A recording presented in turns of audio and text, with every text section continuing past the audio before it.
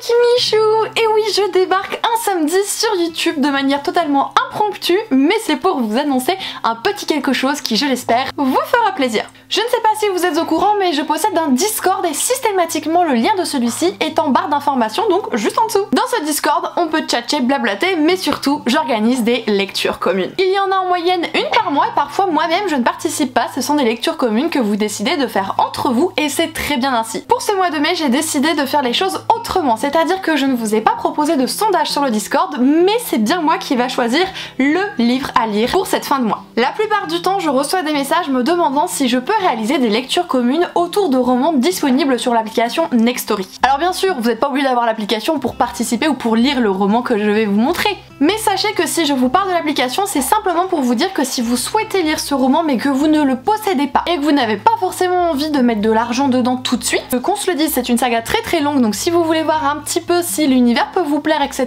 sans tout de suite débourser une grosse somme d'argent, c'est tout à fait possible. Ou simplement parce que vous n'avez pas envie de trimballer votre livre partout, mais que vous préférez lire directement depuis votre téléphone. Et bien vous allez pouvoir le faire avec ce roman et donc cette lecture commune, puisque l'œuvre que l'on va lire tous ensemble est disponible sur l'application. Je vous invite donc à regarder encore une fois dans cette fameuse barre d'informations pour pouvoir trouver mon lien qui vous permettra de profiter de l'application durant 45 jours de manière 100% gratuite. Alors oui, quand vous allez dessus sur le lien, on va vous demander de renseigner vos coordonnées bancaires et c'est normal. C'est-à-dire que si jamais vous continuez en fait de prendre un abonnement au-delà des 45 jours, et bien il faut bien le payer. C'est pour cela qu'on vous demande vos coordonnées. Par contre, si jamais vous ne souhaitez pas poursuivre l'abonnement, si vous ne souhaitez pas être prélevé, vous avez ce laps de temps de 45 jours pour résilier l'abonnement et même si vous avez donné du coup vos informations bancaires, vous ne serez jamais débité. Trêve de blabla, il est plus que temps que je vous montre donc le bouquin que j'ai sélectionné pour cette lecture commune ouverte à tous. Et il s'agit du premier tome de la saga La Guilde des Ombres, donc ici Le Don de Mort de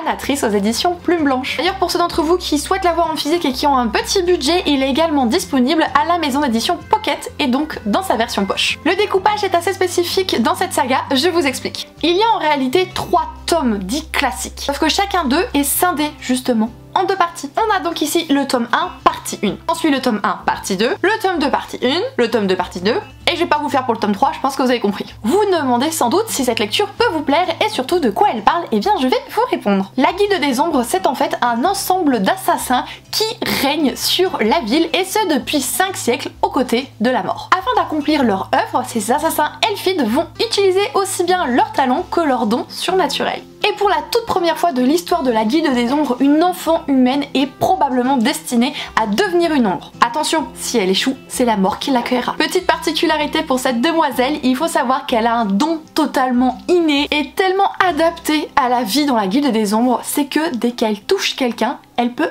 absorber son fluide vital et donc lui voler sa vie. C'est un livre que je vois tourner de plus en plus en ce moment et j'ai envie moi-même de m'embarquer au cœur de cette saga pour me faire mon propre avis et l'apprécier, j'en suis sûre. Pourquoi est-ce que je suis aussi convaincue? Premièrement parce que Johanna de la Citadelle de mes lectures en parle avec une telle ferveur que je lui fais confiance à 200%. Deuxièmement, j'ai déjà lu des romans de Anatrice et notamment au total pas moins de 5 autres romans. Autant de la beat lit que de la fantasy, je la connais avec sa plume dans différents genres et je peux vous dire qu'elle est extrêmement qualitative. Vous en saurez plus si vous rejoignez le Discord, et sachez qu'on est sur un découpage d'environ 50 pages par jour. Si jamais vous ne pouvez pas tenir le rythme, ce n'est pas grave, vraiment, les discussions sont faites pour qu'on puisse échanger ensemble autour des chapitres indiqués, donc même si on n'avance pas au même rythme, ce n'est point grave. Il est même d'ailleurs possible que je serai moi-même en retard puisque j'ai plusieurs événements durant la lecture commune et forcément ça va être compliqué de pouvoir lire avec ceci. Je vous propose donc de débuter cette lecture commune le mardi 23 mai. Alors oui, vous avez peut-être peu de temps pour vous procurer le livre si c'est ce que vous souhaitiez, mais en attendant, vous pouvez toujours le lire gratuitement comme je vous l'ai énoncé. N'hésitez pas à me dire si vous participez à cette lecture commune, si vous êtes emballé par le choix du livre, ou encore si vous l'avez déjà lu, n'hésitez pas à nous faire un petit retour en commentaire. Je vous retrouve demain sur la chaîne pour une vidéo un peu plus traditionnelle,